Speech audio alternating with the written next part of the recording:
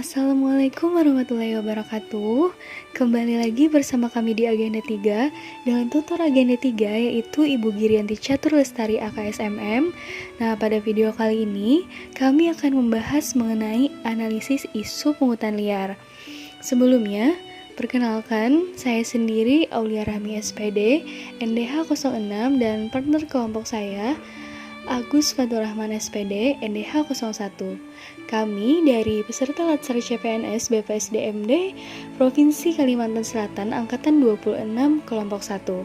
Langsung saja, karena yang akan kita bahas ini adalah mengenai analisis pungutan liar. Tahu kan apa itu pungutan liar?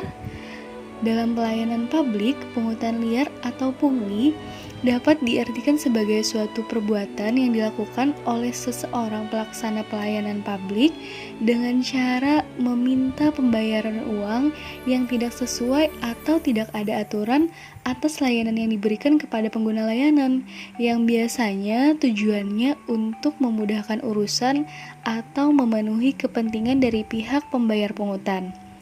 Nah, banyak istilah lain yang sering dipergunakan oleh masyarakat mengenai arti pungli seperti uang sogok, uang pelicin, salam tempel, uang jasa, uang titip, ongkos administrasi, dan lain-lain. Nah, berikut kami tampilkan video yang merupakan contoh dari pungutan liar. Selamat menonton. Bilang, kau beli apa itu? Apa ini? Apa ini? Apa ini? Cik, ayo, apa ini? Cik, Ini apa ini? apa itu? Jelaskan, Pak. Dua oknum ASN dari Dinas Pendidikan ini tidak berkutik saat tertangkap melakukan pungutan liar di sebuah rumah makan pinggiran kota di Jember, Jawa Timur. Keduanya adalah Abdul Rohim dan Swidi yang menjabat sebagai pengawas atau penilik Kecamatan Sukowono dan Silo. Pelaku minta honor atas rekomendasi pencairan dana bantuan layanan khusus kepada dua perwakilan lembaga PAUD. Jelaskan, Pak.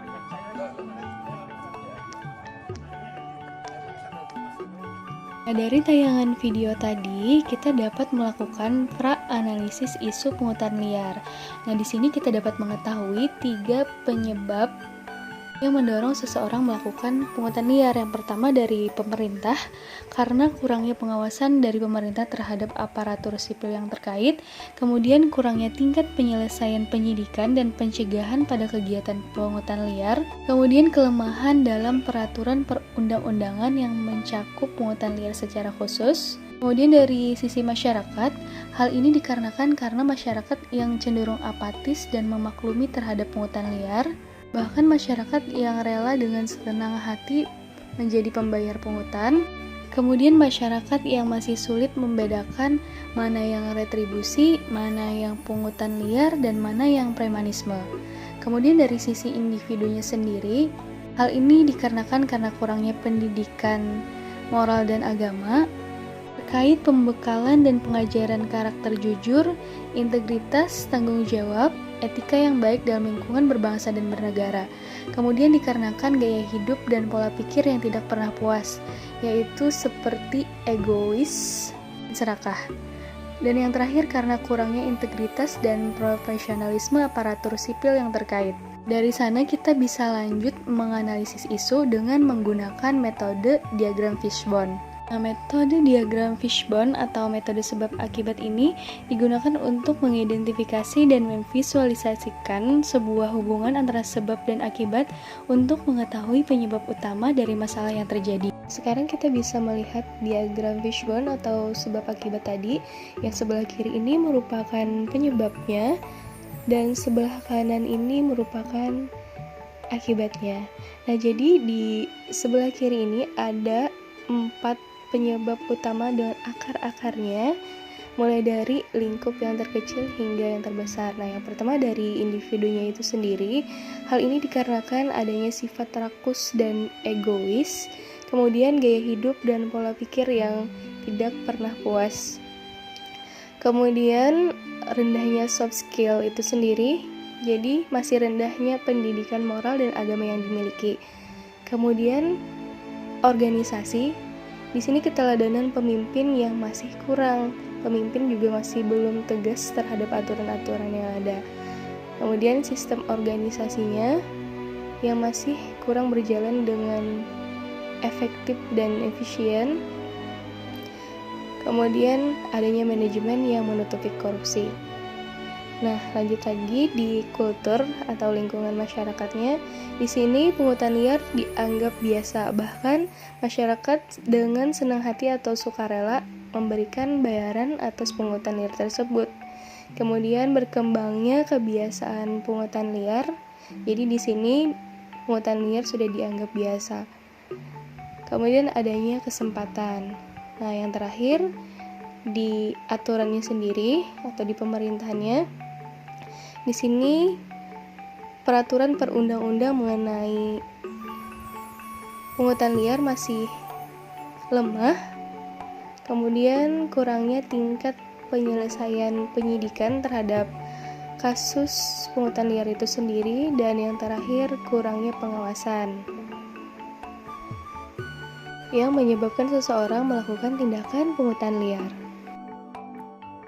Nah, berdasarkan analisis Fishbone tadi, akhirnya kami menemukan penyebab utama terjadinya pungutan liar tersebut, yaitu kurangnya pendidikan moral dan agama atau soft skill terkait pembekalan dan pengajaran karakter jujur, integritas, tanggung jawab, etika yang baik dalam lingkungan bangsa dan negara, serta kurangnya pengetahuan masyarakat tentang pelayanan publik sehingga pungli dianggap suatu hal yang biasa dan lumrah. Oke, karena kita sudah mengetahui inti atau akar utama dari penyebab pungli ini, saatnya kita masuk ke alternatif pemecahan isunya.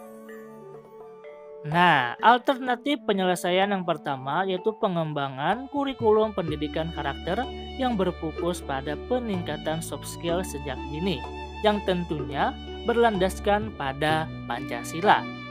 Adapun tahapan setiap alternatifnya, yang pertama yaitu pemerintah khususnya Menteri Pendidikan memperbaharui kurikulum pendidikan yang berfokus pada peningkatan soft skill yang berlandaskan pada Pancasila. Yang kedua, masyarakat menerima dan mendukung program pemerintah tersebut. Yang ketiga, akademisi melaksanakan kurikulum terbaru dan membuat bahan ajar yang sesuai dengan kurikulum tersebut. Yang keempat, pengusaha membantu para akademisi dengan mengadakan pelatihan-pelatihan peningkatan soft skill para akademisi.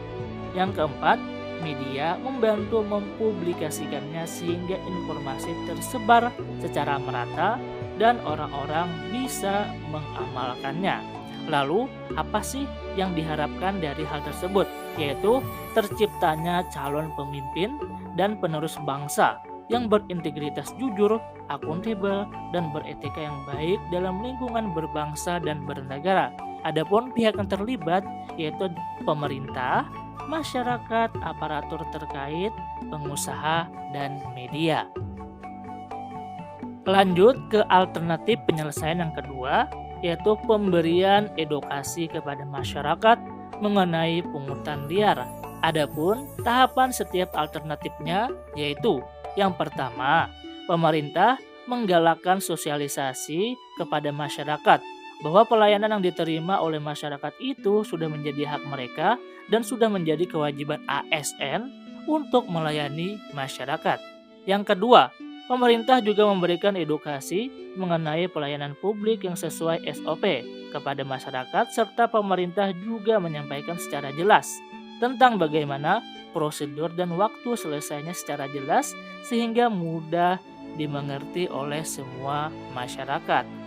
Yang ketiga, pemerintah memberikan edukasi kepada masyarakat mengenai pungutan liar dan bagaimana cara melaporkannya.